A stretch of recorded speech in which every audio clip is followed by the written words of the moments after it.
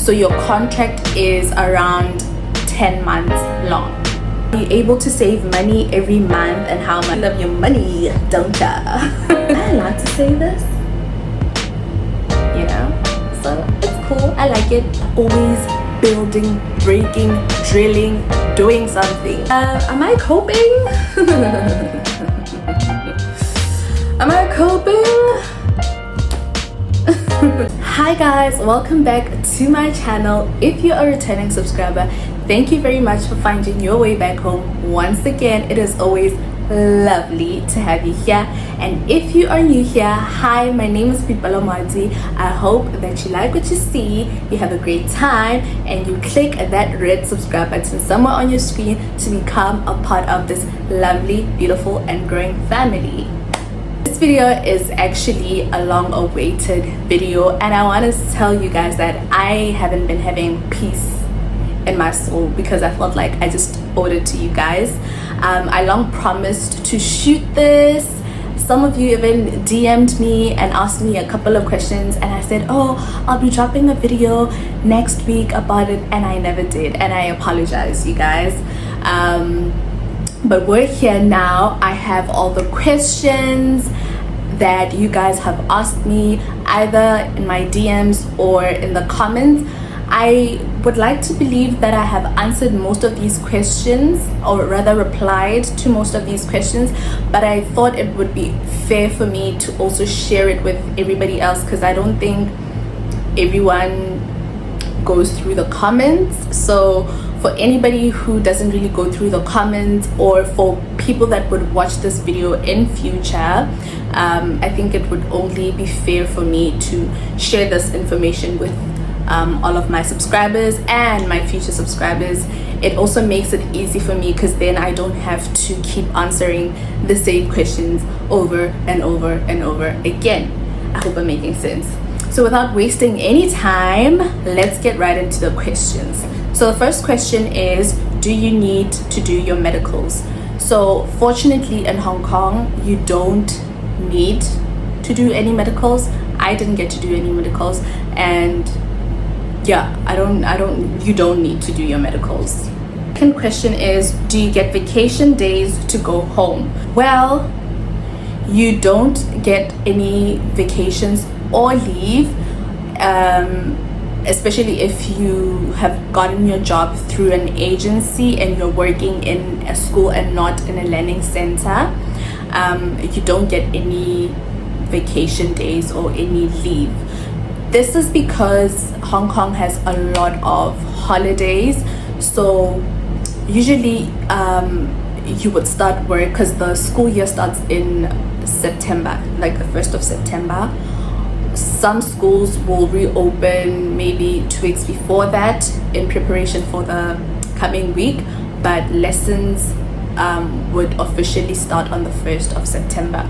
So if your contract starts in September or August, it then ends the next year.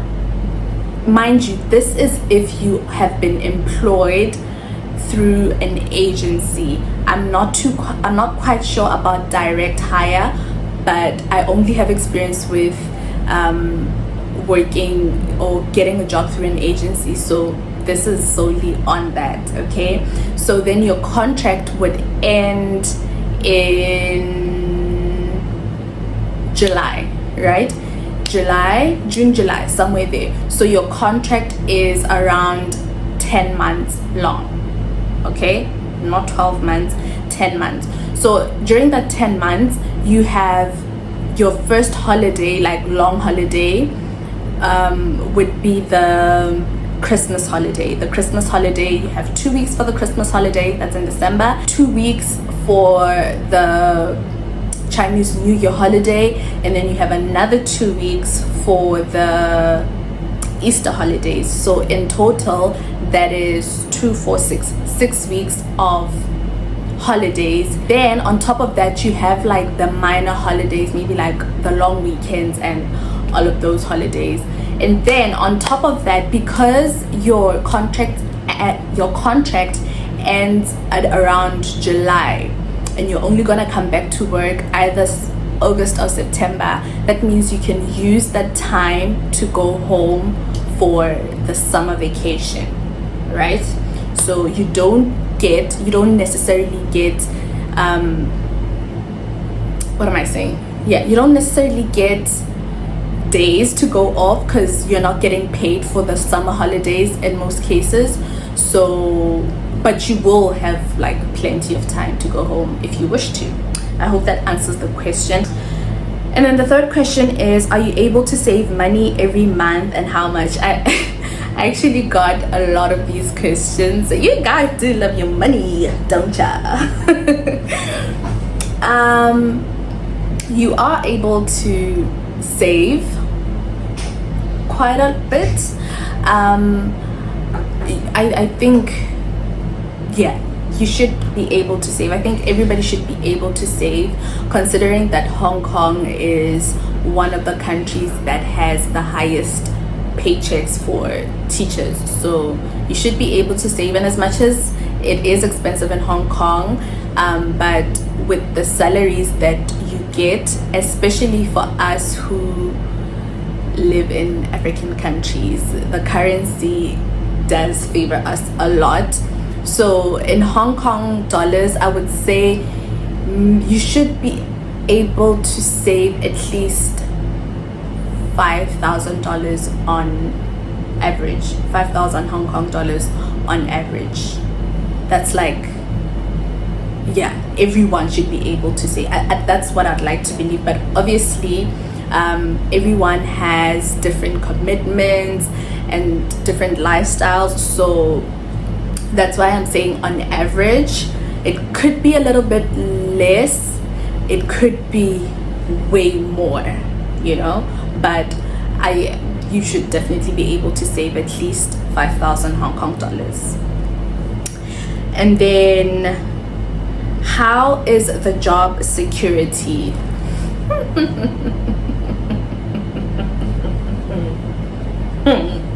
I think it depends on a lot of things. There are a lot of factors that will determine your job security. If you're hired by an agency or not, if you have the right qualifications, if you are indeed a native English speaker, and yeah, stuff like that. So obviously the native English speakers would have better job security than people that are non-native speakers, because then you're just easily disposable and you're basically at the bottom of the, what do I call it? I don't know what to call it, but like you're the least prioritized. So if anything happens, there's like shortage of jobs, then best believe if you are a non-native speaker, or if you don't have the right qualifications, for instance your PGCE, your CELTA, your recognized TEFL, a bachelor's degree in education, things like that, experience, then you would obviously be the first one to, you know, you're not prioritized. So I would say yes and no, because I think it's all about building your way up. In the first years, it's all about really building your way up and making sure that you have the job security, if I'm making any sense. So for instance, if you're just like me, you just started, you just have your degree and you don't have much experience, and what else? Yeah, you're not a native English speaker, then you just need to make sure that you try and get a qualification that will back you up, either a PGCE, which I would really advise, or a CELTA. Yeah, just anything to back you up, and just work hard when you get to a school. Work hard and try and impress them, and if you also like the school, stick with that school until you have acquired your qualifications until you have acquired some good experience. So that's what I would say about job security. You just need to work your way up.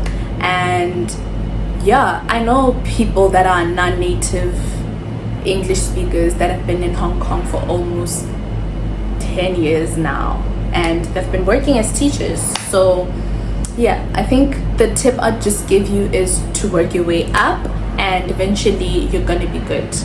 Okay, and then this one made me laugh. Do locals stare a lot in Hong Kong? I lived in China for 2 years and I had to get used to it, though it made me uncomfortable. I've heard stories about what happens in China with like you being black and all of that. I think Hong Kong is much more advanced in a sense that there are a lot of foreigners, there are a lot of experts here, so it's not shocking for them to see a black person. But however, there's always going to be that sense of, what do I call it, just a sense of you being a bit different from them, and a level of curiosity that comes with that, right? So they won't necessarily just stare at you. I know I've gotten stares when I changed my hair and I had faux locks on. I got a lot of stares then because I guess it was very unusual for them. They had never seen anything like that before.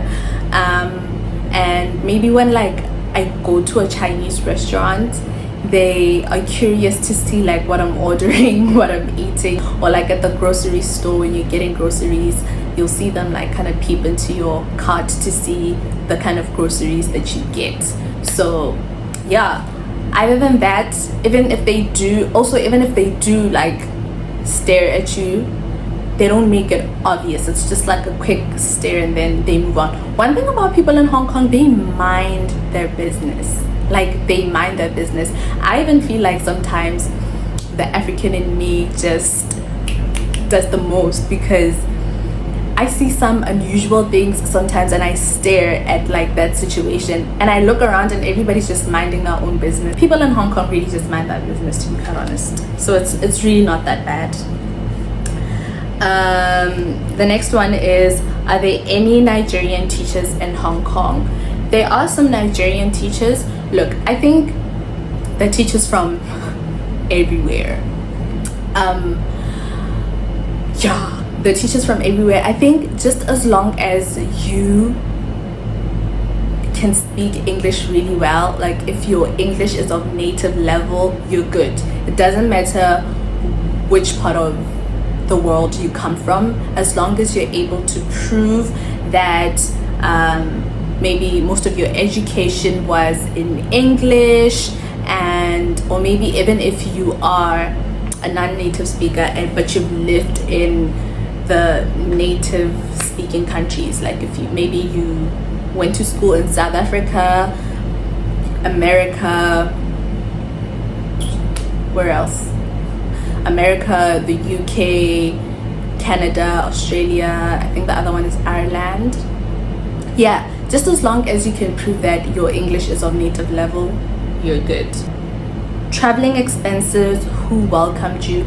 I have a separate video that explains kind of like the details, so like traveling expenses and all of that.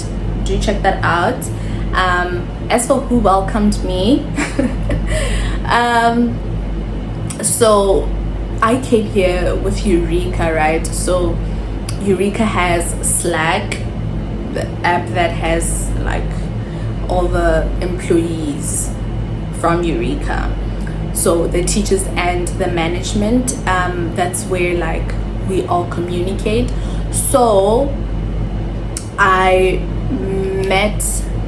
I spoke to a few people before coming here. I had already made a few connections with teachers that were already here, because I came pretty late. I think I came a month after everybody came. I spoke to this one girl and she offered, and that girl happens to be in my previous vlog, Mbali. Yeah, Mbali did fetch me from the airport, and I'm so grateful because, girl, I don't know how I would have managed without her. Okay, so Mbali girl, if you're watching this, mwah. Do you need to take your documents to, I don't know how to pronounce this because I'm not from South Africa. I know a lot of people assume that I come from South Africa, but anyways, I think it's called Dereco, where you verify your documents, right?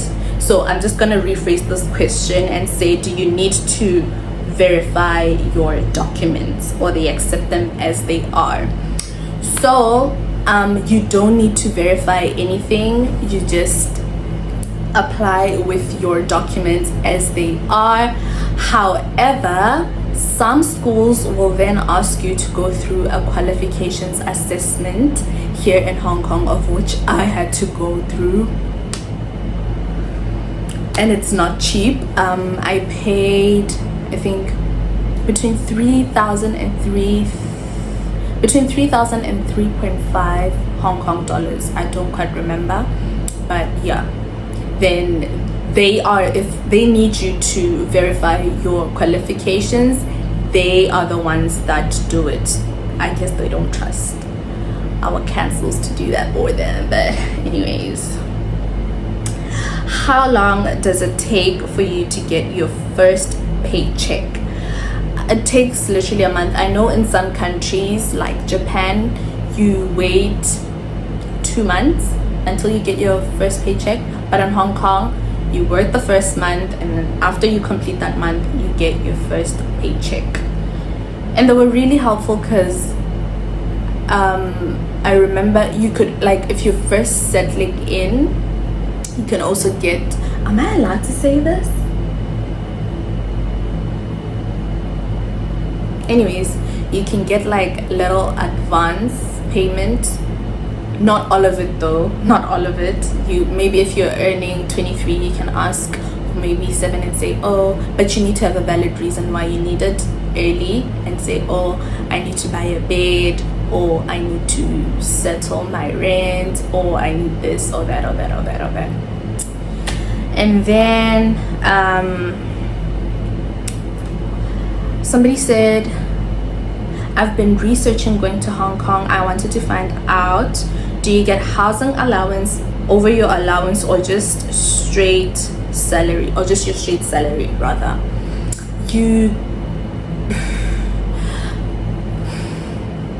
So if you came like me through an agency, you will not get any housing allowance. But if you work for an international school, I heard that they do give you a little bit of housing allowance. And if you work for the government, so if you're part of the net scheme, which is like government employment, then you do get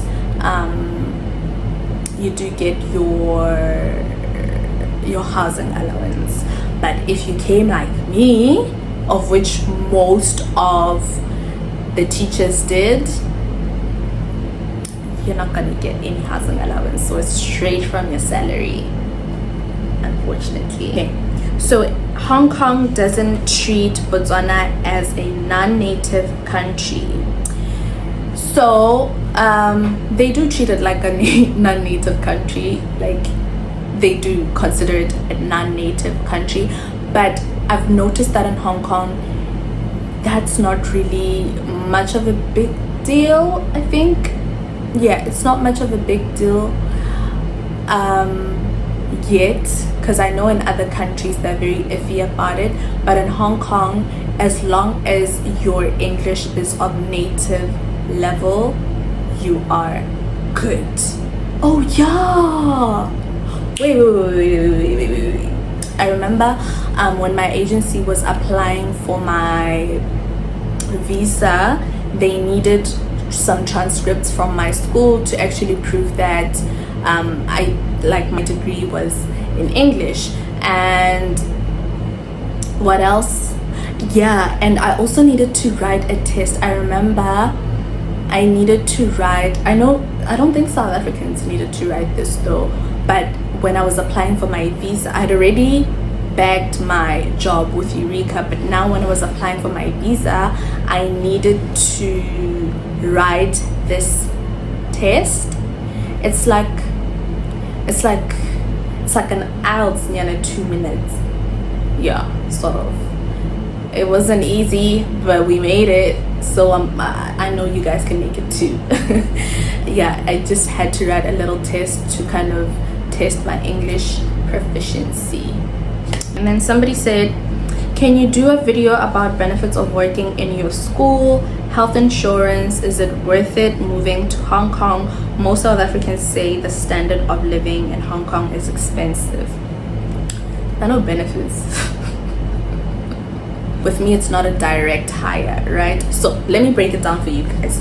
So teaching in Hong Kong, it is either you come through an agency, and that is how I came, or you get a job directly with the school, or you get a job directly with a learning center. So like a learning center is like a tuition center. So yeah, a learning center, or you get a school, or you get a job in an international school, right? With the net scheme, I don't think it's possible. If it's possible, then it's not easy for you to directly just get into the net scheme. I know people that have been working in Hong Kong for like almost 3, 4, or even 5 years that are still waiting to get into the net scheme. So with the net scheme, it's not the easiest thing to do. So yeah, what was the question? I lost my train of thoughts. Yes, the benefits of working for my school. So in terms of my school, I don't get any financial, or I don't get any benefits, whether it's financial or anything, from my school directly. So my school pays my agency takes a fraction of my salary and they give me the rest. So I don't get any I don't get any benefits. There's no medical insurance, no housing allowance, none of that, okay? But if you, let's say, work for a learning center, I know some learning centers do provide some benefits like dental insurance, health insurance. Yeah, that's about it. And yes, Hong Kong is it's quite a lot. It's quite expensive. Yeah, it's not cheap. It's not cheap, unfortunately. How was the experience like? Are you enjoying it? For the most part, I am, except for the fact that every time I have to pay something, I just feel like screaming because why is everything so expensive? But honestly, for the most part, I'm loving it. I always say I live every day like a tourist in Hong Kong, because Hong Kong is completely different from where I come from. It's completely different from Botswana. So yeah, every day is just like an adventure for me, you know? So it's cool. I like it. How are you coping with the language barrier? The first few weeks or even months were a bit hectic because I was still learning.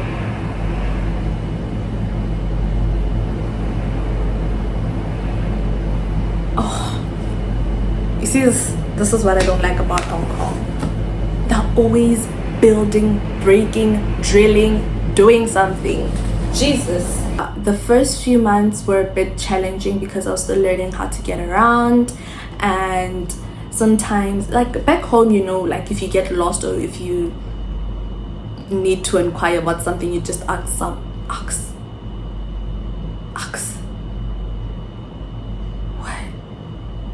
You just ask someone for directions or for whatever, like, you know.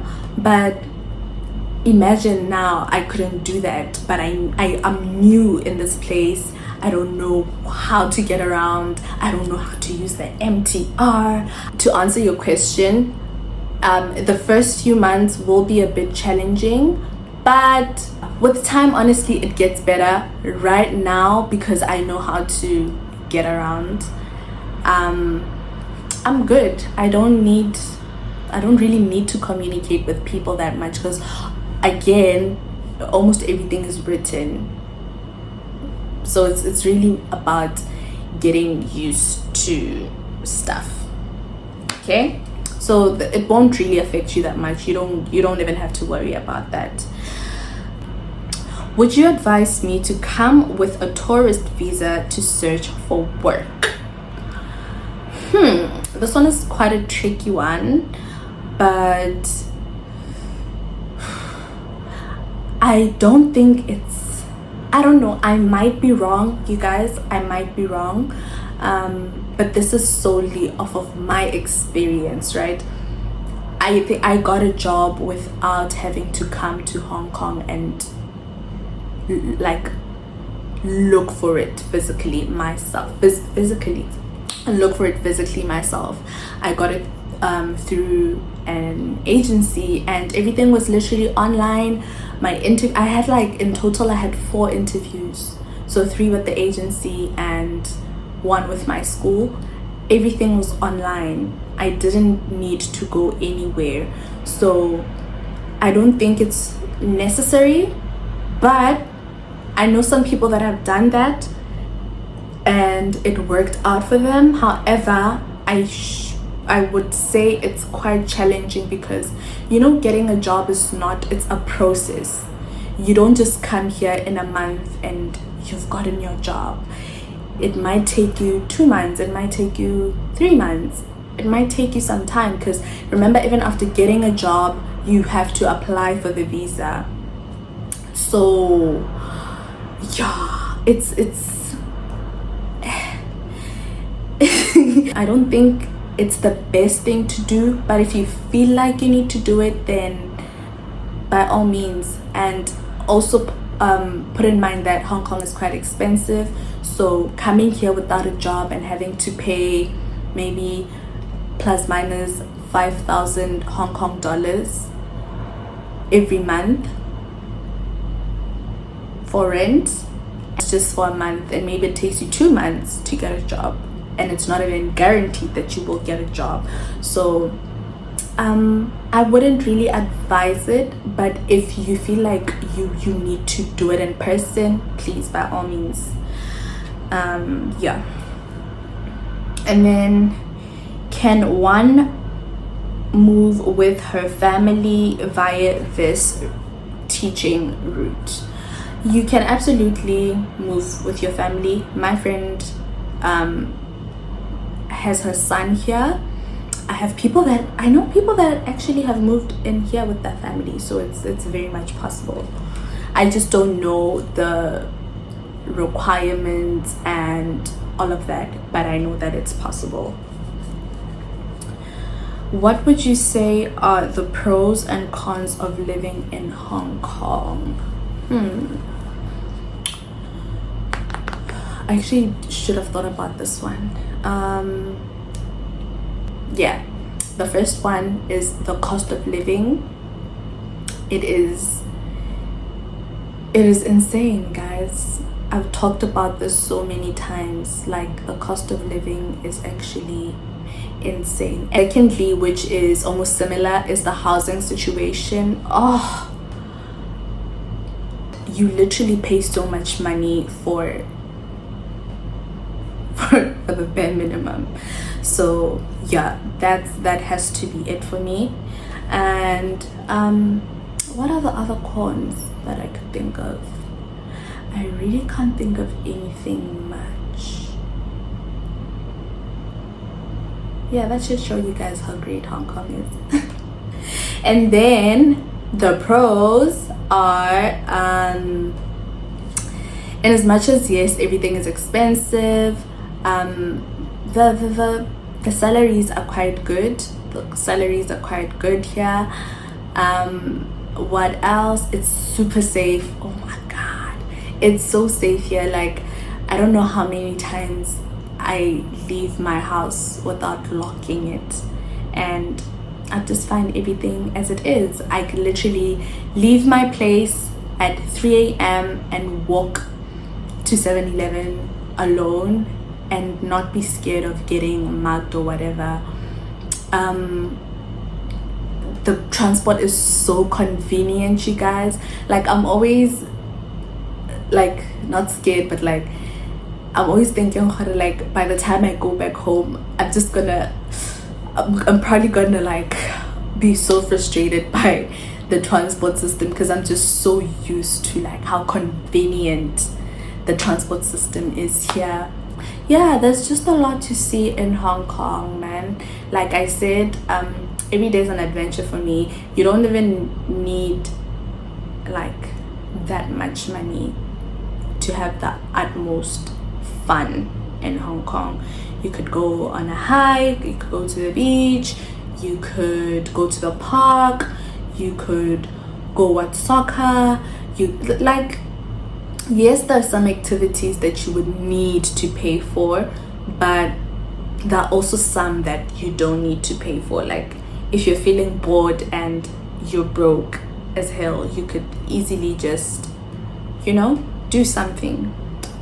So next question is, how are you coping with being homesick? Do you really cope with it? Am I coping? Am I coping? I don't know. I think just, again, surrounding yourself with a community that you can relate with. I have amazing friends that I could always hang out with whenever I'm feeling lonely, but at the same time, that will never fill that void of you being away from home and being away from your family. So also, I make sure that I talk to my family every now and then. Like, I probably talk to my sister almost every single day. My mom, because she works an 8 to 4, and because of the time difference, we're not really able to talk middle of the week. However, we call each other every single weekend. And yeah, just keep in touch with your family back home, with your friends back home, and yeah, it kind of helps you to know that you're still connected, in that sense that you know what's happening back home and they know what's happening here. So it kind of helps. But other days, you want to go home, you want to be there in person. A phone call or a text message doesn't do the job. You just feel like you just want to be home, but it's a feeling that comes and goes, so you just have to live with it. And then the last question is, your favorite thing so far about being in Hong Kong? I've already mentioned it when I talked about the pros, but apart from that, I just feel like being in Hong Kong, or just living abroad in general, has changed a lot, or rather has just changed my perspective about life in many ways. That I just think I've grown so much. I'm just very independent. I see life differently. I am much more fearless. Yeah, guys, those are all the questions that I had. Thank you so much to everybody who dropped a question. I think these questions will help a lot of people that might also be having the same questions. So yeah, guys, thank you very much for tuning into this video. I hope to see you in the next one, and I promise you it's gonna be a good one, so you guys better be on the lookout. I will see you in my next one. Mwah. Love you.